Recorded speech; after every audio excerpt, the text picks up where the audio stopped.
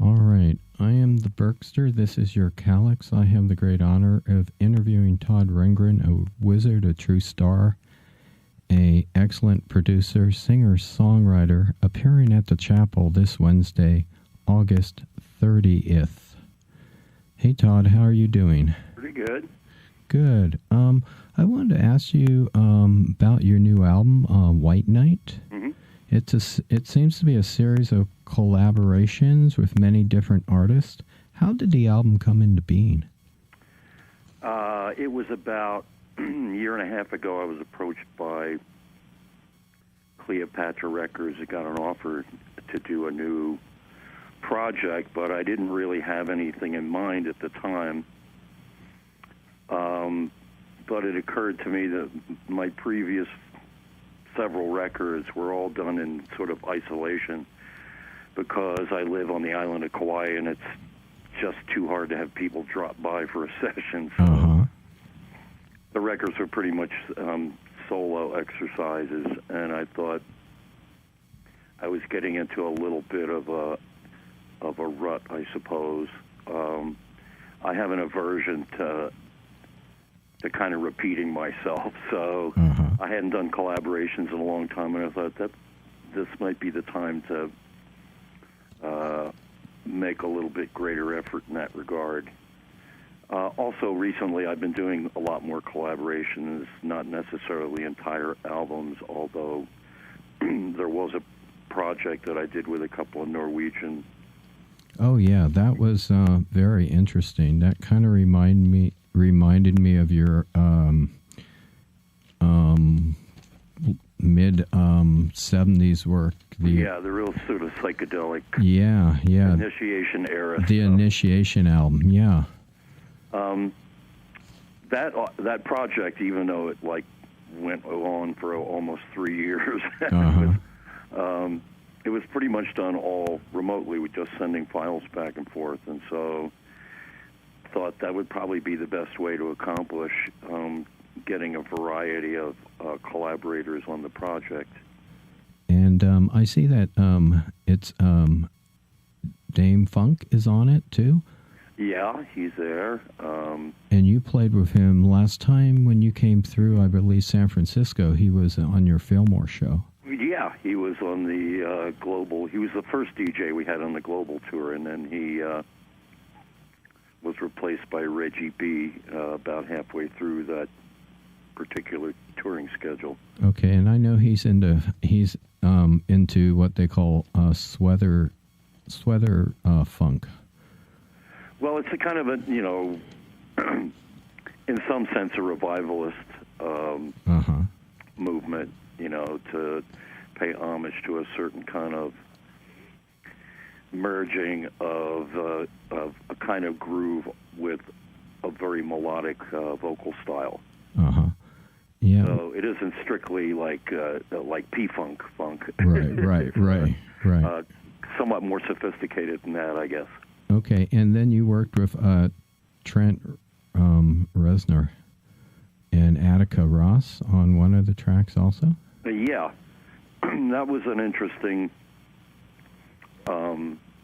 collaboration because I had actually done a little bit of work with Trent. I did a remix for an album a couple of years ago, and so I thought it'd be good to kind of try something the other way around, where I was sort of more driving it. And he's been doing so much film work that he and Atticus have amassed this sort of library of ideas that they go to when they're doing a soundtrack for a TV or movies. And so he sent me a couple days after I spoke to him almost an album's worth of ideas. Wow. All different kinds of things. And at first I could only narrow it down to 2 different things, and then I finally opted to do what ultimately turned out to be Deaf Ears. And yeah, I really like that track. And then your son Rebop is on one of the tracks, and he's quite a guitar player. Yeah, well, he actually has more formal training than I have. He's actually taken some lessons and taken them seriously. So he has a different technique than I have. Uh-huh. I never learned how to play that sort of finger-picking style of guitar. Right. So I wanted that on the album, and also he listens to different artists than than a lot of people do. Right, right. You know, he has a whole other kind of preference in terms of what he likes to listen to, and a lot of it is instrumental and guitar-based. So I just had him record a bunch of ideas that he had, and I threaded them together into a song, and that's the end result. Well, that's interesting. I know he's obviously a guitar player, and your other son, is he still involved in baseball then? Well, actually, I have Rebop has two older brothers. Oh, he does. Okay. Yeah, and his next older brother actually still is involved in baseball, but as a coach at this point. And Rex, his oldest brother, retired about 3 years ago, I guess, 2 or 3 years ago from professional ball after like 11 years. I see. And I understand that some of the tracks weren't finished or in different processes. Do you think some of those unreleased tracks will ever see the light? Well, it's all possible. The biggest logistical issue in doing something like this is getting people to deliver. Because artists tend to focus on, whatever it is they're working on at the time, and to create a sense of urgency in them when you've got a deadline. Right. Is, you can't force people to do something, so if it doesn't happen, it doesn't happen. Right, it has to be organic then. Yeah, but this is kind of, the label likes this idea, and so it's become more of an open-ended project, and I'll probably do more of those things as I can corral my partners in crime, to get something delivered. Great. Let's talk about the show at the chapel this Wednesday. What's going to be the structure of it? Is it going to be with a band? Is it going to be a mixture of new and old? Is there a fixed playlist? There will be a band, but this is one of the shows that we kind of only do on relatively rare occasions. I don't think I ever did a lot of serious touring with the Unpredictable show. And the show that we're doing in San Francisco, actually, we've shoehorned it into the middle of this Yestival tour that I'm on now. Okay, so you're going out with some of the members of Yes? Well, we're already out with Yes. Oh, you are? Okay. At this point. But I've got my whole band with me.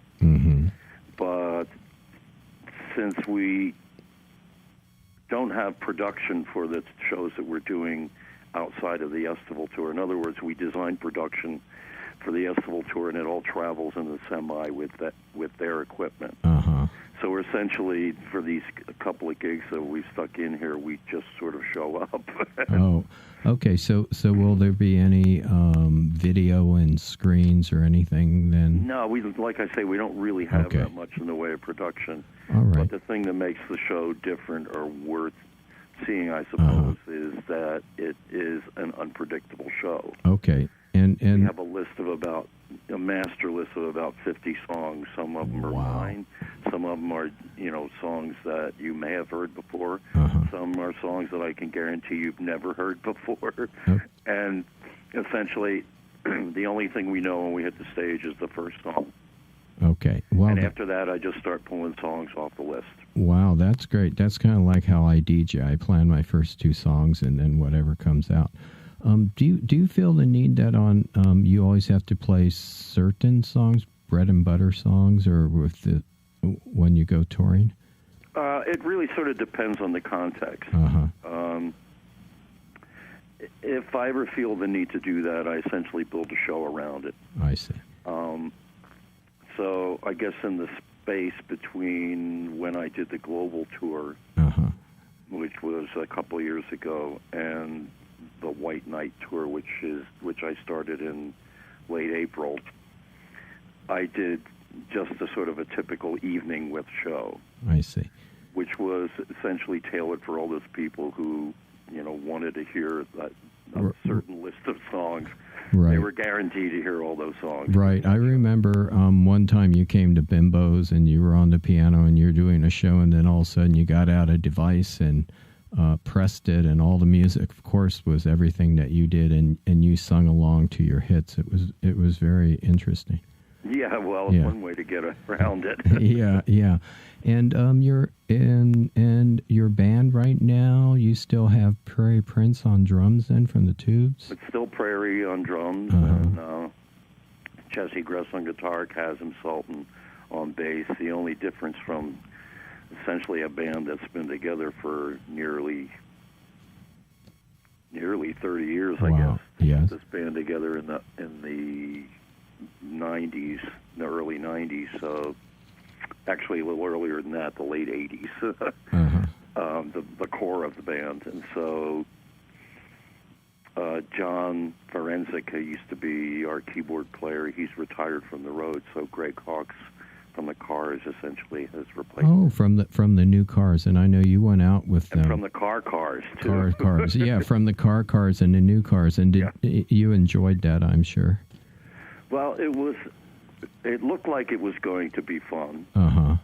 And then Elliot broke his collarbone. Oh, okay. Like about 2.5 weeks into what was supposed to be a summer-long tour. Wow. And so it just threw a giant wrench into the entire project, and we never recovered from it. Wow. Okay, I wanted to talk about production work. I mean, you have produced everybody from the early Sparks, New York Dolls, Steve Hillage, Hello People, Badfinger, the band, et cetera, et cetera. But recently, James Cotton passed away, and I know you worked on the James Cotton Blues Band album, Taking Care of Business. Yeah.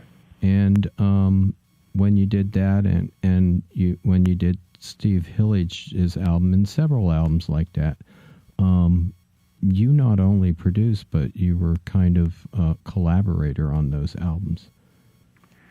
Well, I guess the approaches to the two different records were somewhat different. Okay. We were trying more specifically with James Cotton to introduce him to a younger audience. And he was doing a pretty good job. There was an era in there in the late 60s when live shows would feature a whole range of artists. And I remember seeing a lot of blues artists, paired up with like Iggy and the Stooges. Right. And stuff like that. The bills were crazy. More like a European show. Yeah, where you'd be, there might be a folk act and then a blues act and a rock act, and then the Hello People come in white face. Right. I love the Hello People. Yeah. So it was, kind of an effort to get to keep James, fresh, and so we had guests like Johnny Winter come in and Michael Bloomfield, younger artists, guys from Little Feat, and it turned out to be a pretty good record, but it did take him to a certain degree out of his comfort zone on something. And I know you did a Kitty Boy, the Nazz song on it also. Yeah, well, that, it was just a 12-bar anyway. Well, it was actually 18-bar, or a 16-bar, threw in a couple extra bars. Yeah, and, I think you have got a big, Nazz was only together a short while, but you certainly got a big impact of it. I mean, it being on Nuggets and et cetera, et cetera. Yeah, almost all of it well after the band had broken up. So, the biggest problem with the Nazz was once we started recording, and getting into the promotion for that, our manager had this philosophy of trying to drive up demand by not putting us on the road. And so the band essentially stopped playing together. Right. And that's always bad news. Yeah, that's when you start. You spend all your time instead of playing together, fighting with each other. And in the early days when you were in Philly, did the Nazz ever play with Mandrake Memorial? Do you know? I'm trying to remember. It's likely because there were, a lot of little festivals that happened. Right. And, they get like maybe one or two major acts and then fill out the rest of the bill with local bands. I see.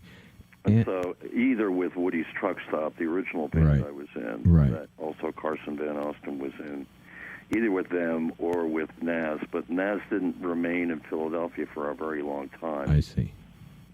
We kind of formed in the spring of '67, and by the summer we had moved to Long Island. Wow. I don't know if you remember this name from the past. Buzzy Linhart lives in Berkeley, where we are. Yeah, I remember Buzzy. Yeah, and I was interviewing him one time, and he said something about Utopia. It used to be his band. I don't know.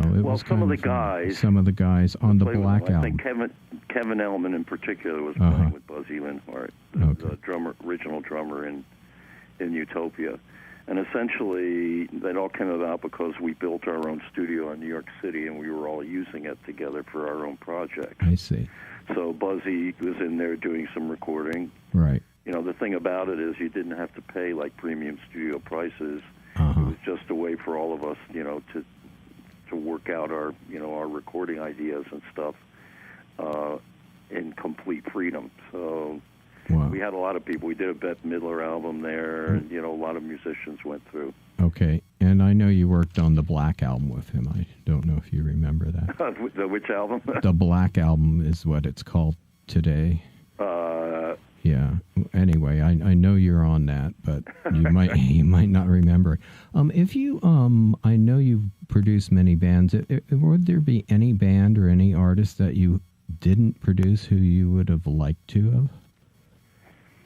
Well, there were opportunities that didn't work out either out of scheduling conflicts. Sometime I had an opportunity to produce the Talking Heads around the Take Me to the River. Era, that would have been interesting. And I was busy at the time producing the Tubes album, so I couldn't do the project. And then they went with Brian Eno and stuck with him for forever, right? Yeah. And Pete Townsend had considered me for a Who album, but decided in the long run that we were probably two strong personalities that get into conflict over things. So right. Wow. He decided, as much as we were kind of like friends and admired each other's work, might not be a good idea to take it further than that. I see. I think at one point I was up for consideration to do Elvis Costello and the Attractions at one point. Wow, that would have been interesting too. That would have been fun as well. Yeah. But things are not the same as they used to be in the music business, especially as regards, production work. Right. Anybody can make an album now, and that could be a good or a bad thing. Yeah. Well, most, a lot of people have learned the process because it's become so inexpensive, and I think in the long run it's a good thing because worthwhile artists that you may never hear of because they don't pass through a record label's hoops in order to get into the studio now has the power to not only make the record on something as simple as a laptop, but also to market it using YouTube and online tools like that, and social media and that sort of thing. So if somebody's making, it doesn't necessarily mean that the overall quality of music is better. It may mean, that some people who otherwise wouldn't have had access are now more likely to be able to get something in the public ear. Exactly. And we get a lot of that stuff. I know sometimes you've gone out on reunion tours, like with Utopia and with Wizard True Star, Hailing and Todd. Have you ever thought of going out and doing any of the material from Runt or the Ballad of Todd Rundgren or something, anything, your classic period as? I'd never thought of it, no. Okay, all right. It's one of those things where, I didn't really learn how to sing until, well after that. My first album, I never toured as a singer. Right. And I had no plans of actually, going out and touring because I was working at the Grossman organization, producing people, working with the band, and all of the people in Albert Stable, and thought, well, I'm just going to do a vanity project. So I put out the first record, and there was like an accidental hit on it. Right, I got to get you a woman. Yeah, and I was kind of forced onto the road at that point. And I didn't really enjoy it that much at first. I enjoyed playing, but I was not a singer. And I could not get through what then was a 40-minute set without blowing my voice out halfway through it. So it took me years to actually learn how to sing. And so all of that stuff it doesn't sound right to me. I see. Okay. And I know you're really into like Gilbert and Sullivan and Broadway, and I heard somewhere where you might be doing a Broadway production or a production. We're in the process of trying to develop a story that we can then turn into a musical. I see. And we've been at this process actually for a while already, and gone through a few different potential writers, and we're making progress, but very slowly, and that's usually how these things work, because mounting a Broadway production is so expensive. Yes. And so time-consuming. It's often a product of trying to put together a very particular formula of talent, of like the director and the choreographer and the band leader, arranger, and all of the other sort of elements that go into making something that people want to pay, $250 to see. Right. So musicals really take a long time. They're all a gamble, and so it's not surprising that it's not simply just falling into place. It's going to take a while. And I know that you're going to go out with Ringo again in the All-Star Band. I know I saw you on the Abbey Road tour, which was very nice, with Jack Bruce and all the other people who went out on that tour. Do you know what you're going to do this time out with Ringo? Well, Ringo is the boss, so if there's anything different, it'll be whatever he wants to do. So far, I've not gotten a heads up about anything other than what we already know. Okay. Although he's just come out with a new record, and he may, between now and then, give us a heads up, to learn at least one of the songs off of it. Right. I think the record's coming out any week now, right? Yeah. Pretty soon. Yeah. Yeah. And, Ringo kind of doesn't want to change things that radically. Right. We're playing substantially the same set we played when the band first went out almost 6 years ago. Wow. It's been the same lineup for 6 years, and Ringo has just gotten real comfortable with it, and so that's why nothing has really changed that much. Wow. I had one more question for you.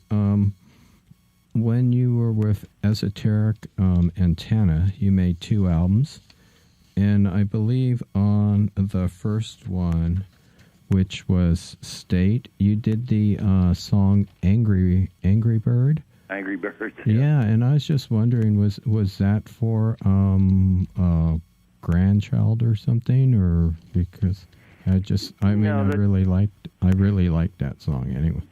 Well, State was kind of an aggressive attempt by me to get a more up-to-date production-wise. I've been making records for a while without really doing a whole lot of, sound exploration in the sense of, some of these drum and bass and EDM producers, where they just really exploring the realm of sound and breaking it down, reconstructing it. And so I went through sort of a learning process at the time, and just the kind of the newness of the music demanded sort of memes for themes, Right. And Angry Birds was just, that it was relatively new then. It was a really big meme, and so I thought that's as appropriate a subject as anything. Wow. especially when you use it metaphorically, as like a women's rights issue. Yes. All right. Todd, would you mind giving us a legal ID? No problem. Okay, it will be KALX Berkeley. Hi, this is Todd Rundgren, and you're listening to KALX Berkeley. All right, Todd, it's been a pleasure. I'm a long-term fan of yours from a long, long time ago, and I want to thank you for talking to our listeners at KALX. And hopefully everybody will go down and see you at the chapel on Wednesday. Let's hope so. All right. All righty, thanks a lot. You're welcome. Bye-bye. Bye-bye.